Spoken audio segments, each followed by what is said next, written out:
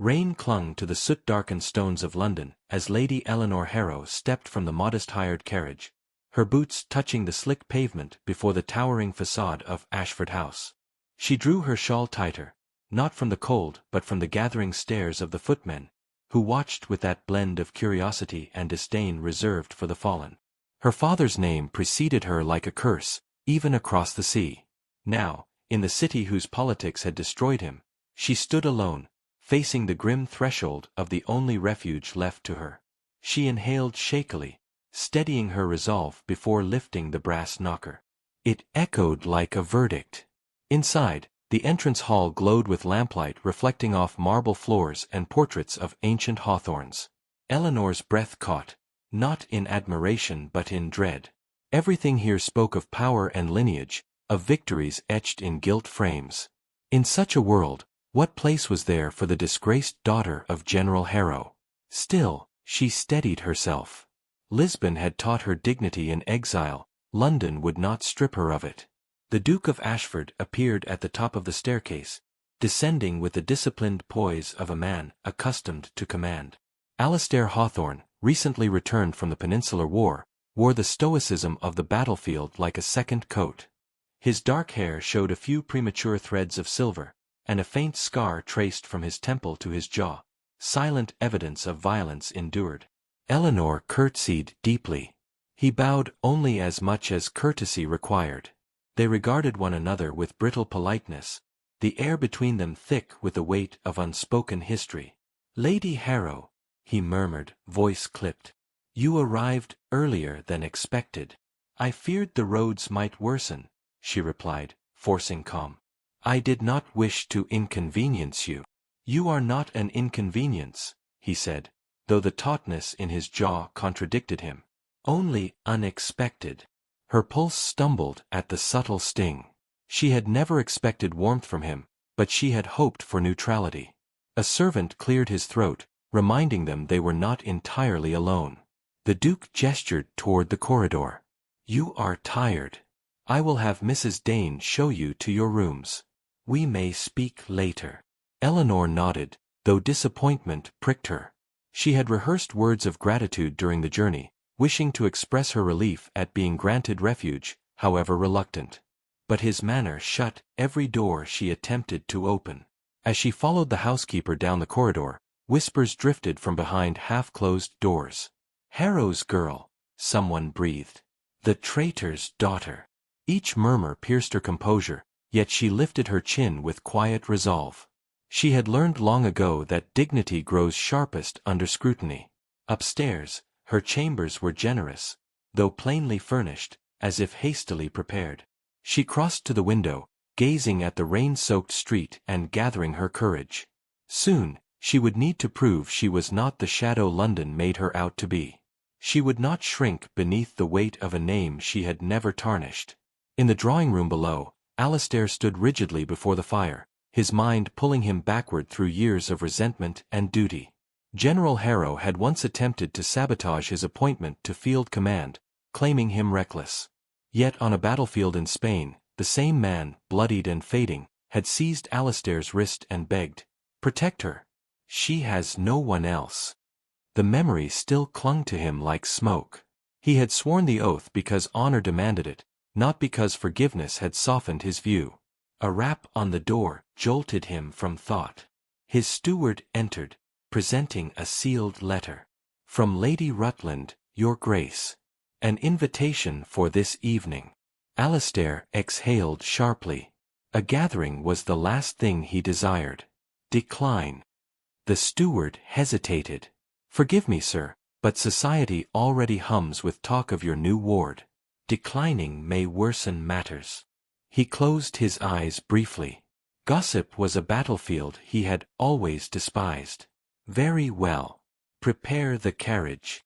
When Mrs. Dane informed Eleanor that she must dress for a society engagement, she stiffened. "Tonight," she whispered. "I have only just arrived.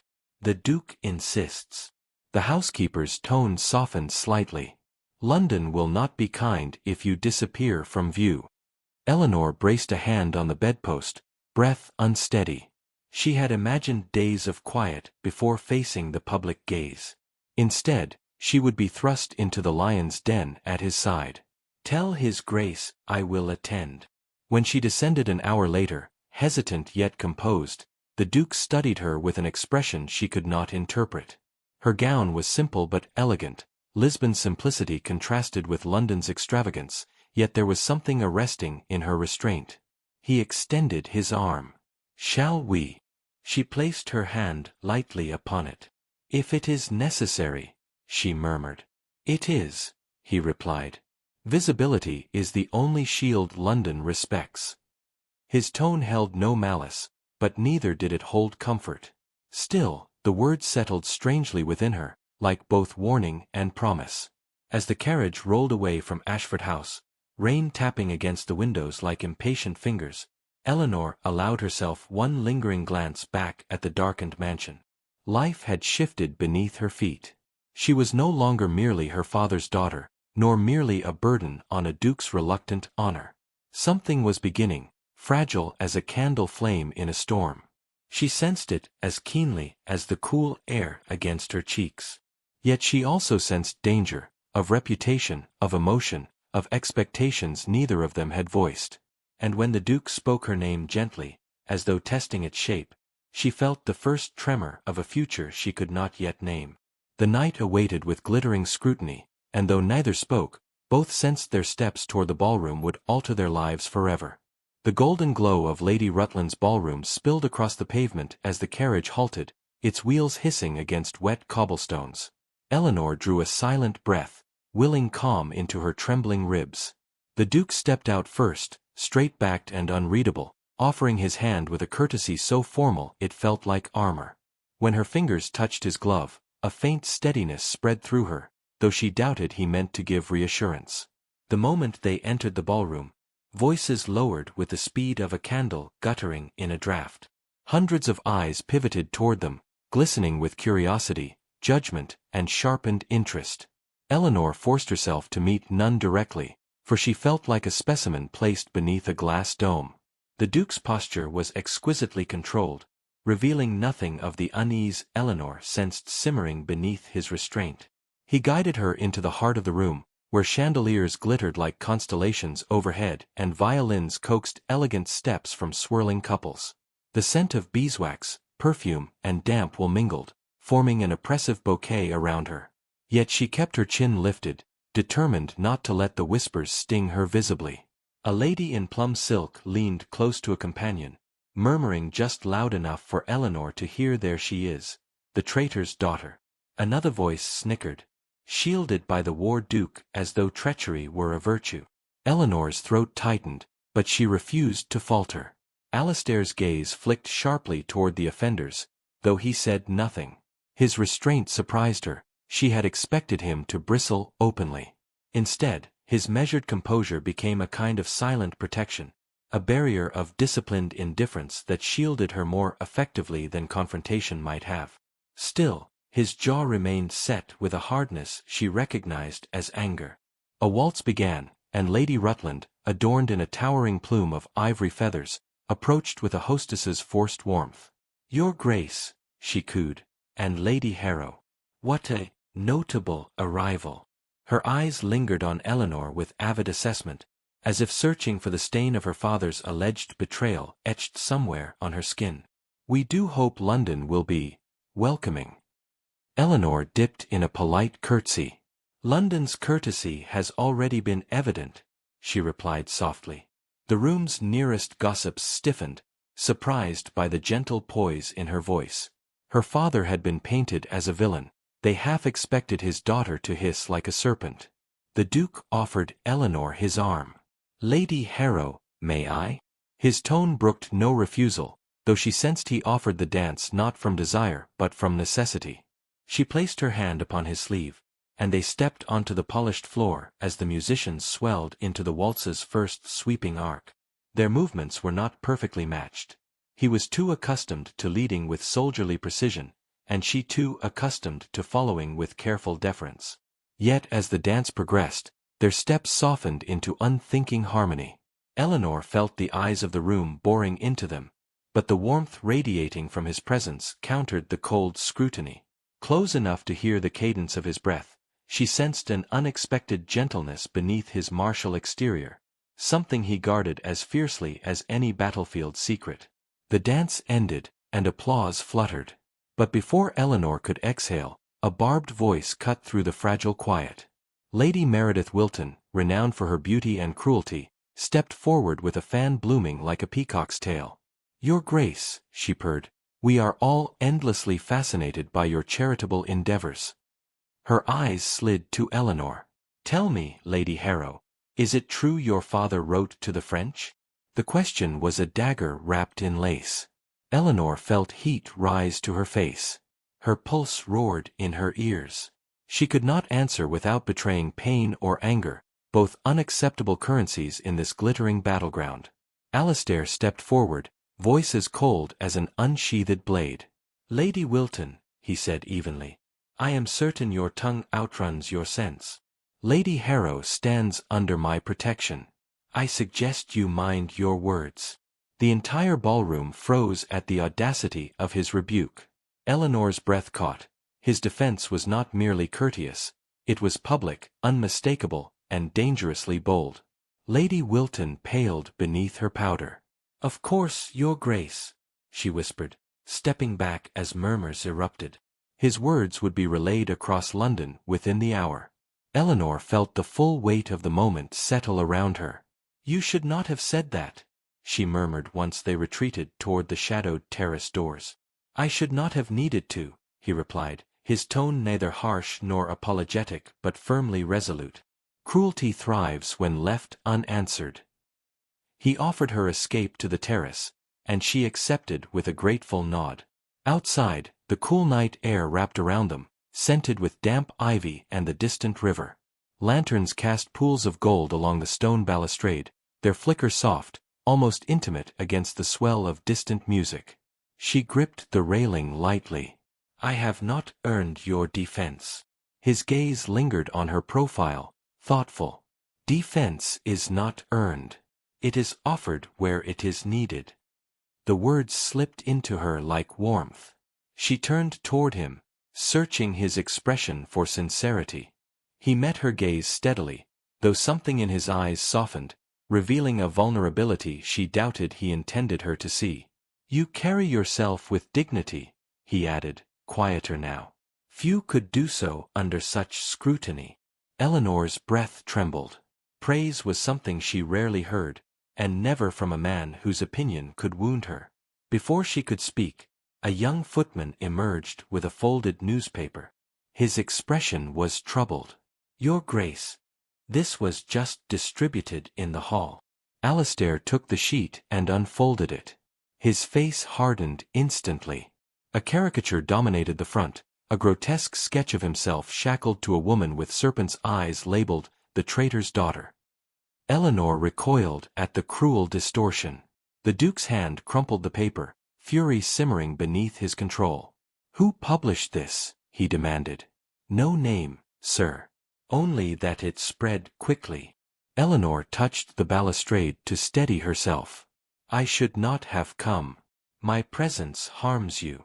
He turned sharply toward her, the firelight from the lanterns catching the scar along his jaw.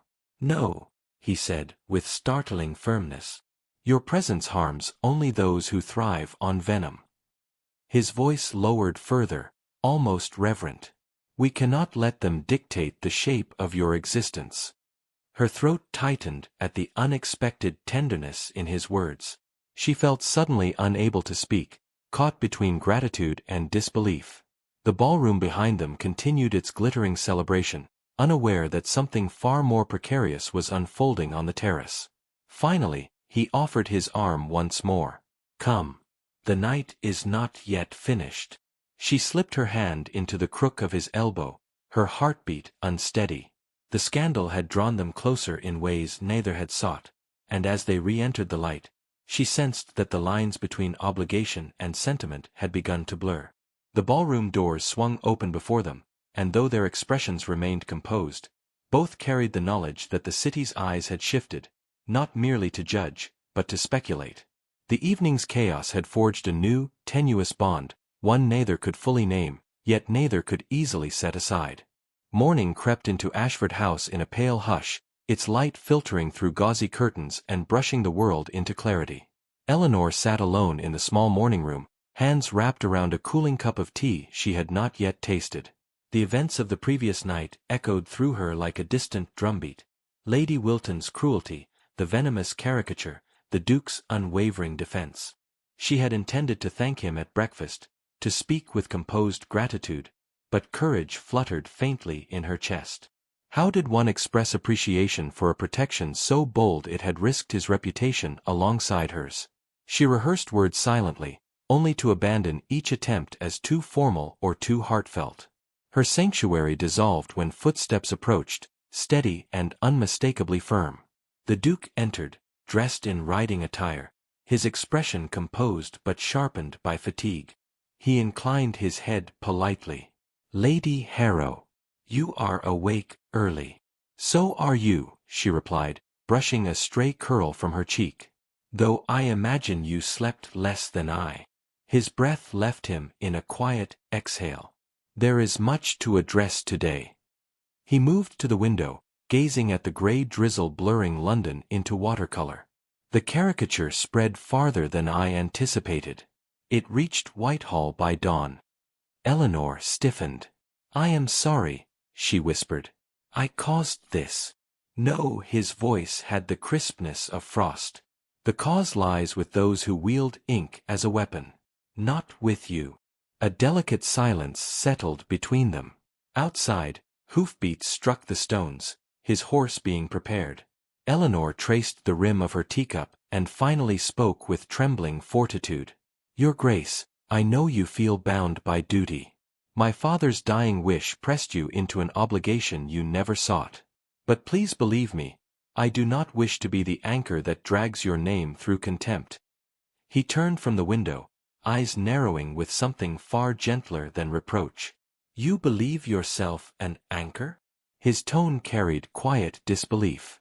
"You have endured more viciousness in 2 days than most face in a lifetime. And yet you speak only of sparing me inconvenience." She held his gaze, startled. "What else should I speak of?" "Of your own dignity," he answered, stepping closer, "your own sense of justice. You are not a burden, to me or to this house." His nearness unsettled her more than any rumor could. She felt a rush of warmth beneath her ribs, sudden and disorienting. Before she could reply, a footman entered with an envelope sealed in deep burgundy.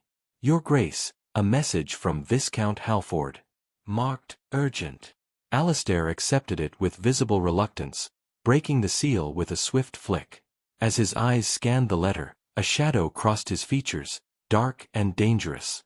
Eleanor leaned forward slightly, compelled by the tension radiating from him. "It concerns your father," he murmured. Her breath faltered. "My father." He folded the letter slowly, as though restraining the impulse to crush it. "Viscount Halford claims to possess documents, letters, that could prove General Harrow's innocence. He demands a private meeting this afternoon." Eleanor's fingers gripped the arm of her chair. Proof. The word tasted like hope and fear in equal measure. "Then my father's name could be cleared?" "Possibly," he replied, though his cautious tone softened the promise. "Halford is a wretched creature, steeped in schemes. I do not trust him. But I will go. Let me accompany you." Her voice rose with urgency. "No," his refusal was immediate, stern. "If Halford seeks leverage, he will use your presence as bait. I won't allow him that." She bristled, not in defiance but in wounded pride. "I am capable of facing truth, Your Grace. Even if it is painful." "I know," he said quietly. "But capability is not the question. Protection is." The word hovered between them, fragile yet powerful. Protection. That battlefield vow, once cold and dutiful, had shifted into something warmer, something he had not named aloud. Eleanor sensed the change but feared misreading the moment. She lowered her gaze. "Very well. But please tell me what you learn." "I will," he promised. He left soon after, boots echoing through the corridor until the sound dissolved into silence.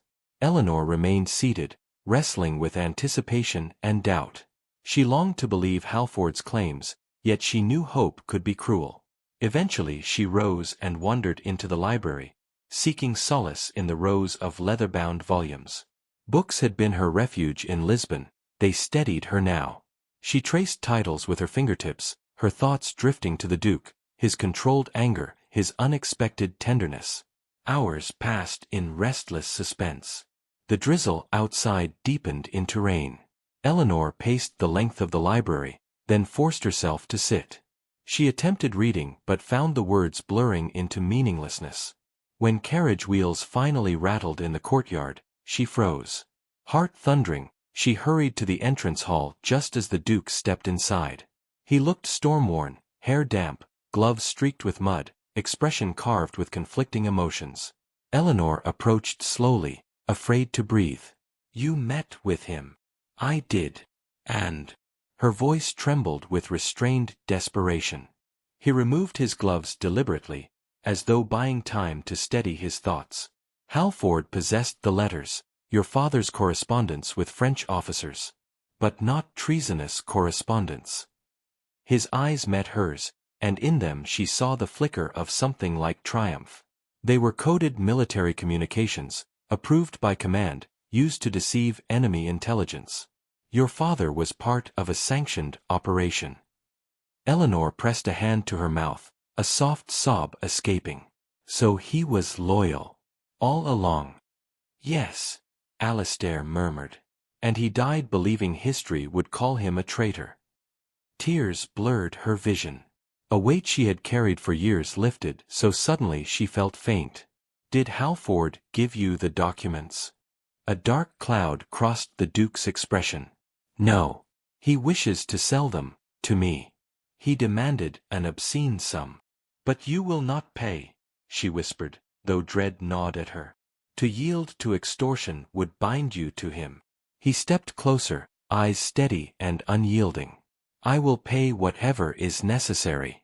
Your father deserves justice. And you deserve peace." Something inside her broke, some dam built of caution, gratitude, and unspoken longing. Her tears spilled freely, and she did not try to hide them. "Why?" she whispered. "Why would you risk so much for me?" He lifted a hand but paused, as though afraid of overstepping. When he finally touched her cheek, the gesture was reverent, almost hesitant. "Because your suffering is no longer something I can bear to witness," he said softly. "Because your dignity matters to me. Because you matter to me." Her breath shuddered. "I do." His thumb brushed the tear from her cheek. "More than I ever intended." The admission rippled through her like sunlight after storm. She lowered her gaze, overwhelmed. Alistair's hand fell gently to his side, as though releasing a truth long held captive. "We will reclaim your father's name," he said, voice deep with conviction. "And then, when the shadows are lifted, we will decide what our future may hold." The promise glimmered between them, fragile yet unmistakably real. And though uncertainty awaited, Eleanor felt, for the first time since her arrival in London, that hope no longer stood alone.